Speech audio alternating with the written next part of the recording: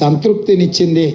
వీటన్నిటిని దృష్టిలో పెట్టుకొని 100 రోజులు సహకరించిన మీడియా మిత్రులకు అదేవిధంగా తెలంగాణ సమాజానికి మనస్ఫూర్తిగా వారికి కృతజ్ఞతలు, ధన్యవాదాలు. పిసిసి అధ్యక్షుడిగా అదేవిధంగా తెలంగాణ రాష్ట్ర ముఖ్యమంత్రిగా వాళ్ళందరికీ కృతజ్ఞతలు తెలియజేస్తున్నా. మీడియా మిత్రులకు కూడా ధన్యవాదాలు. కొంత సంవయనం పాటించి మీరందరూ కూడా తెలంగాణ ప్రజలకు కావాల్సిన విషయాలను ముందుకు తీసుకొస్తున్నారు. మీరు కూడా భవిష్యత్తులో ఇదే విధంగా సహకరించాలి. తెలంగాణ రాష్ట్రాన్ని అభివృద్ధి పదం వైపు తీసుకువెళ్దాం.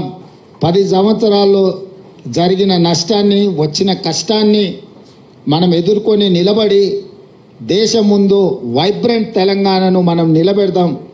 ఈ తెలంగాణకు ఒక మెగా మాస్టర్ ప్లాన్ తయారు చేస్తున్నాం, వైబ్రెంట్ తెలంగాణ 2050. దాంట్లో భాగంగా మీ అందరి సలహాలు సూచనల కోసం ఎన్నికలు ముగిసిన వెంటనే సంప్రదింపుల ప్రక్రియ మొదలుపెట్టి ఒక మంచి ప్రణాళికను 2050 కోసం తెలంగాణ అభివృద్ధిని, తెలంగాణ సంక్షేమాన్ని ముందుకు తీసుకెళ్లడానికి మా ప్రభుత్వం వస్తుంది అని చెప్పి మీకు అందరికీ తెలియజేస్తున్నా.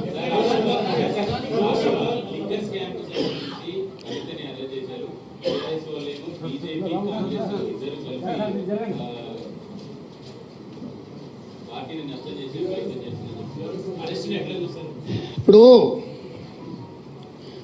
ఇది టీవీలలో సీరియల్ చూస్తే సంవత్సరాల కొద్ది కొనసాగుతూనే ఉంటాయి. వాటికి ఆరంభం ఎప్పుడైందో చెప్పలేము, అంతం ఎప్పుడైతుందో కూడా చెప్పలేము. ఈ లిక్కర్ స్కామ్కు సంబంధించి కూడా కేసీఆర్ కుటుంబము, బీజేపీ ప్రభుత్వం నిరంతర ధారావాహికంగా టీవీలలో ఒక సీరియల్ను తలపించే విధంగా నాటకాలకు, డ్రామాలకు తెరలేపినరు. ఇన్ని సంవత్సరాల నుంచి కొనసాగుతున్న ఈ డ్రామా నిన్న అరెస్టు డ్రామాతో